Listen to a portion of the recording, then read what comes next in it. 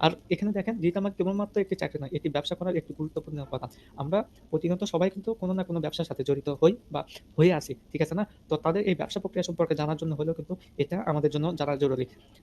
আপনি দেখা যাইতেছে অনেকে আছে আপনার ফ্রেন্ড লিস্টে অনেকে থাকতে পারে যার একটা ক্লথ বিজনেস আছে বা পোশাক-আশাকের বিজনেস আছে। বাট সে আ কোথায় সেল করবে এমন কোনো ওয়ে পাইতেছে না। বা কার দ্বারা সেল করে নিবে বা কার দ্বারা এই বিজ্ঞাপনটা দিয়ে নিবে সে তাকে খুঁজে পাইতেছে না।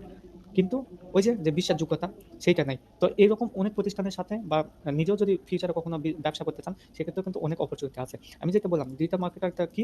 ডিজিটাল উপায়ে মার্কেটিং করা। তো এই মার্কেটিংটা কারা করায়? এটা কোনো প্রতিষ্ঠান করায়। প্রতিষ্ঠান করায় বা কোনো ব্যক্তি করায় যার টাকা আছে বা তার বিজনেস আছে কিন্তু তার সময় নাই। তো সে কিন্তু আপনাকে হায়ার করে এখানে কাজ করাইতেছে। তো এখন আপনি চিন্তা করেন আপনি অন্যের বিজনেসে সময় দিতেছেন। তো সেম সেম কাজই কিন্তু আপনি নিজের বিজনেসে করতে পারেন। বা সেম কাজ আপনি অন্যকে সার্ভিস দিতে পারেন। সেটা হতে পারে মার্কেট প্লেস, সেটা হতে পারে আউট অফ মার্কেট প্লেস, সেটা হতে পারে লোকাল মার্কেটে, সেটা হতে পারে আপনার আশেপাশের মানুষদের, সেটা হতে পারে আপনার বিজনেসে। তো বিভিন্ন রকম অপরচুনিটি কিন্তু আছে এই সেক্টরে।